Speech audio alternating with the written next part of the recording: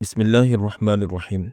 حضرت سلیمان علیہ السلام کی حکومت، آپ کی سلطنت، آپ کے معجزات اور آپ کی عظیم الشان اور محیر العقول یعنی عقلوں میں نہ آنے والی حکومت اور بادشاہت کے متعلق ہم 2 حصوں کے اندر آپ کے سامنے ویڈیو پیش کر چکے ہیں۔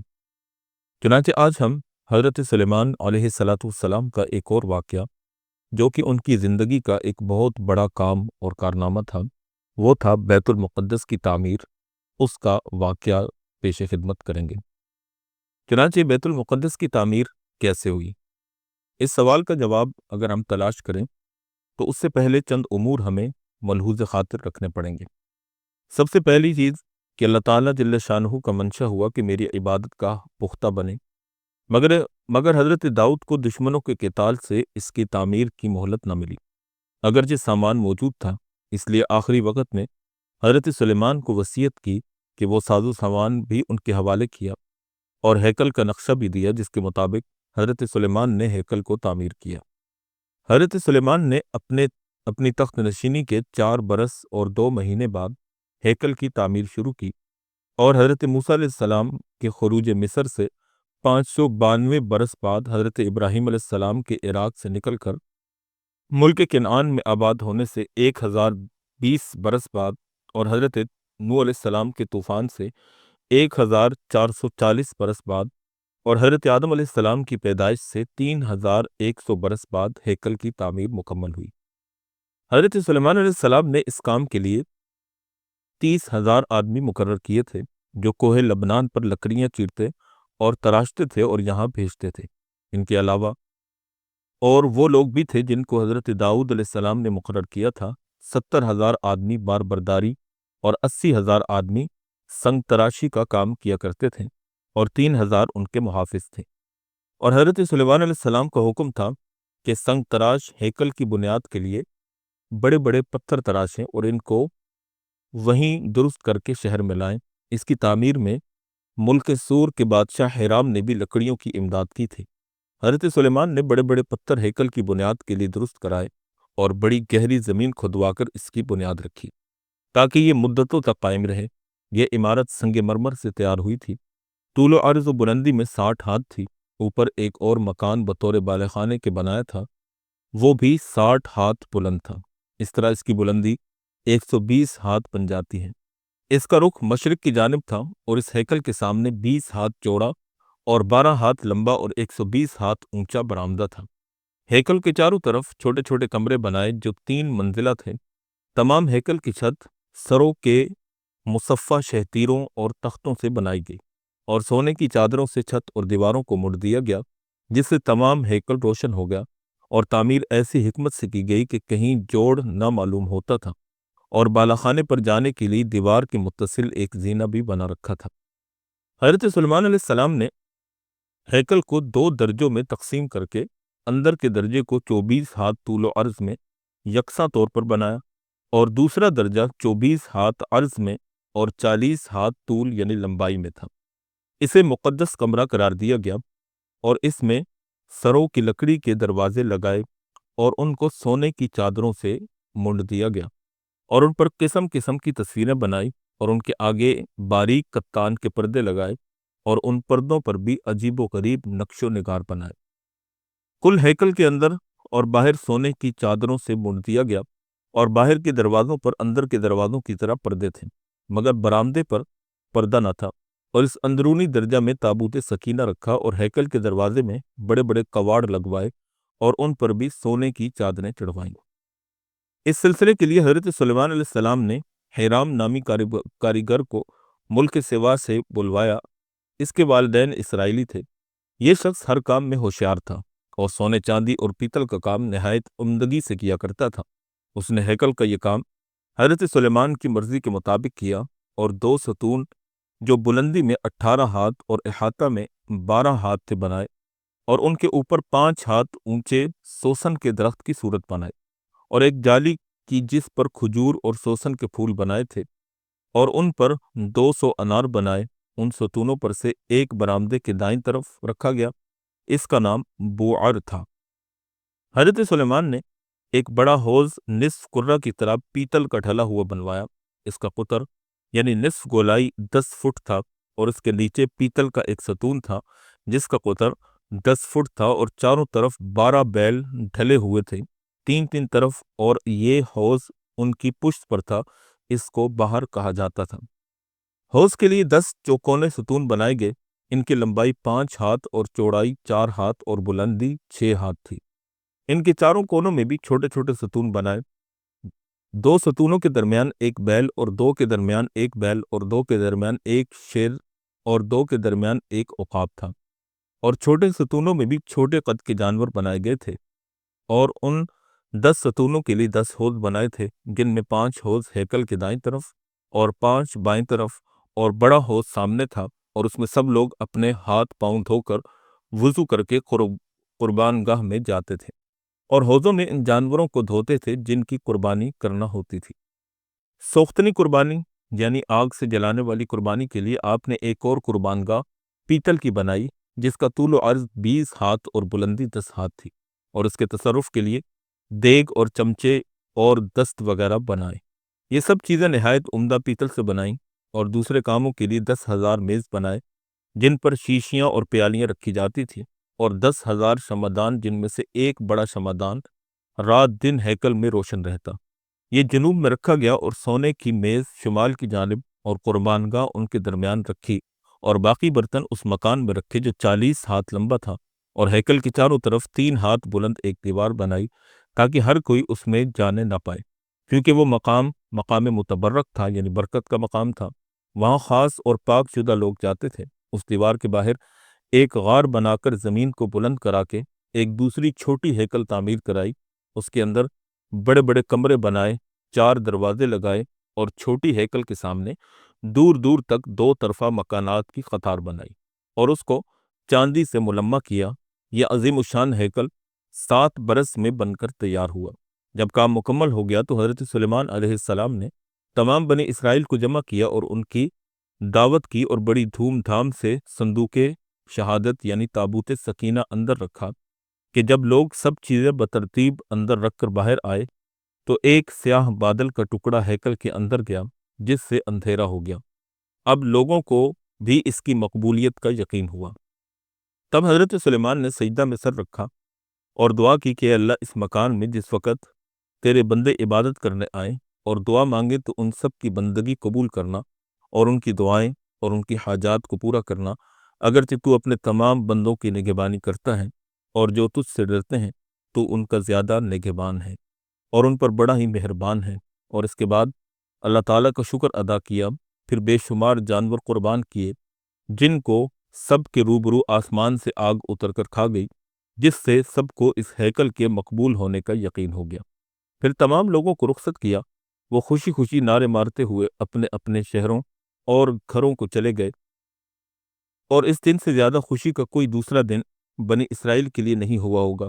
اس دن سورج آفتاب اقبال اور دولت نصف النہار پر تھا، اور پھر اس کے بعد بنی اسرائیل کا زوال شروع ہو گیا۔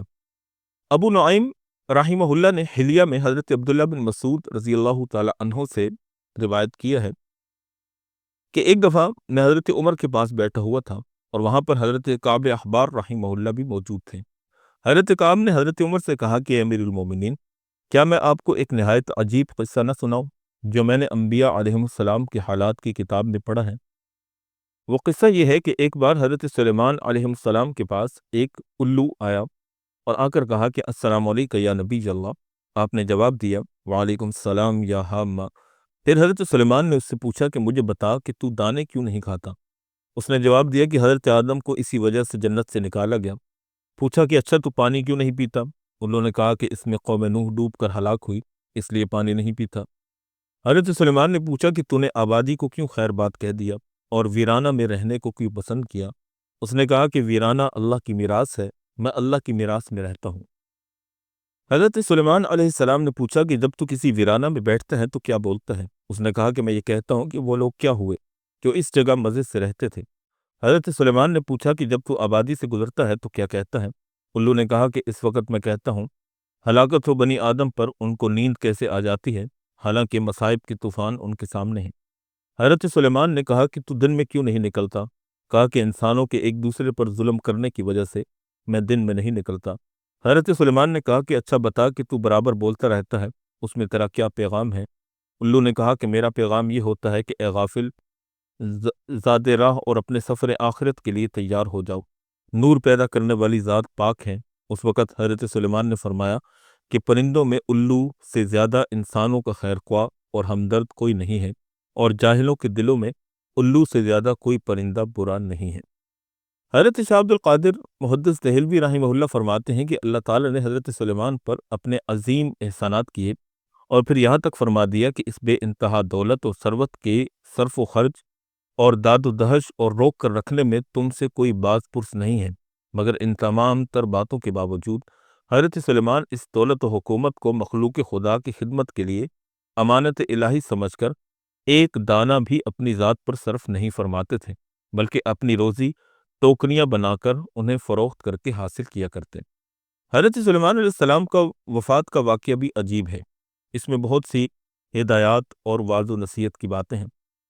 مثال کے طور پر حضرت سلیمان علیہ السلام، جن کو ایسی بے مثل اور عظیم سلطنت حاصل تھی کہ ساری دنیا پر ہی نہیں بلکہ جنات اور پرندوں اور ہوا پر بھی ان کی حکومت تھی، مگر ان سب سامانوں کے باوجود موت سے ان کو بھی نجات نہیں تھی۔ اور یہ کہ موت تو مقرر وقت پر آتی ہے۔ بیت المقدس کی تعمیر جو حضرت داؤد نے شروع کی، پھر حضرت سلیمان نے اس کی تکمیل کی، اس میں تعمیر کا کچھ کام باقی تھا، اور یہ تعمیر کا کام جنات کے سپرد تھا جن کی طبیعت میں سرکشی غالب تھی۔ حضرت سلیمان کے خوف سے کام کرتے تھے۔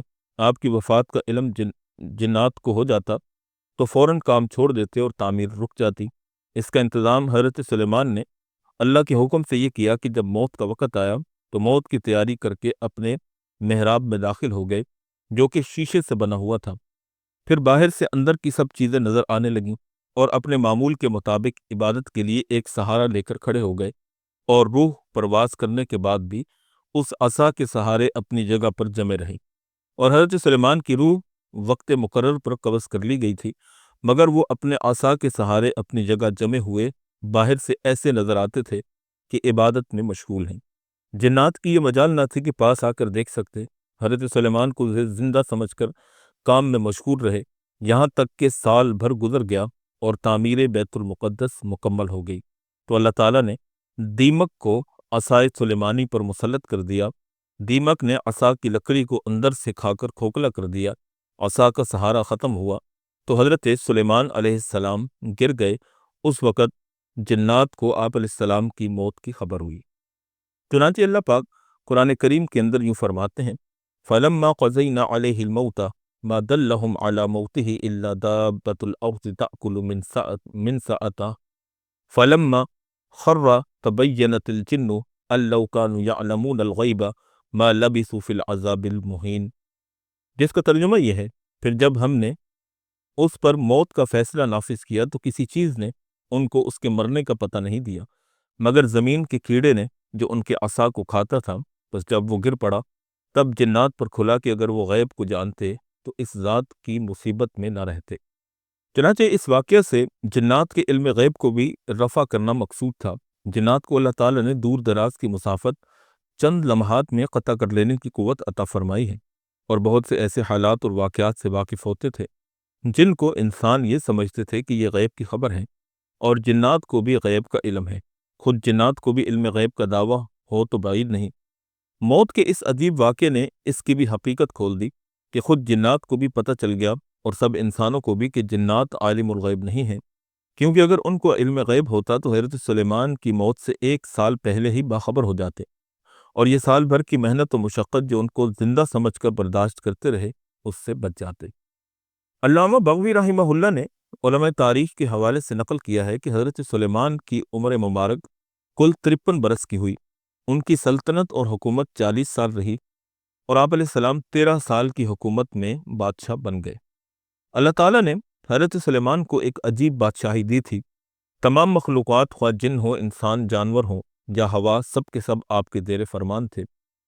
ان کے عہد میں شیاطین جن بھی انسانوں کی صورت میں بڑے بڑے کام کیا کرتے تھے۔ اس وجہ سے آدمیوں کا جنوں سے میل ملاپ ہو گیا، اور آپس میں نشست و برخاست کیا کرتے تھے، اور شیاطین آدمیوں کے سامنے عجیب و غریب کام ظاہر کیا کرتے اور منتر جس میں صریح شرک کے الفاظ تھے جیسے کہ بتوں اور شیطانوں کے نام آدمیوں کے روبرو پڑتے تھے، جس کی وجہ سے عجیب و غریب چیزیں ظاہر ہوتی تھیں۔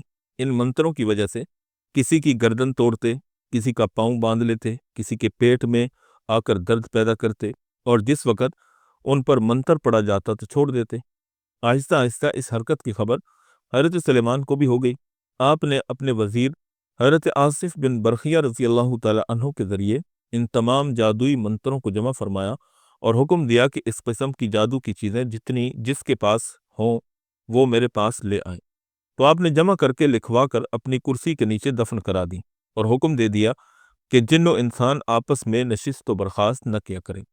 چنانچہ حضرت سلیمان کی زندگی تک تو معاملہ اسی طرح رہا، لیکن آپ کی وفات کے بعد جنات نے انسانوں کو یہ باور کرایا کہ حضرت سلیمان نے جادو کے ذریعے ہم پر حکومت کی تھی اور جادو ہی کے ذریعے یہ تمام سلطنت حاصل کی ہوئی تھی، کہ ہوا، وحشی جانور، انسان، جنات سب ان کے تابع تھے اور تمام جادو کو اپنی کرسی کے نیچے دفن کر کے اس جہان سے چلے گئے ہیں۔ اب تدبیر یہ ہے کہ اس جگہ کو کھود کر ان کتابوں کو نکالو اور ان پر عمل کرو کہ حضرت سلیمان کی طرح تمہارے ہاض بھی عجیب و غریب چیزیں ظاہر ہوں۔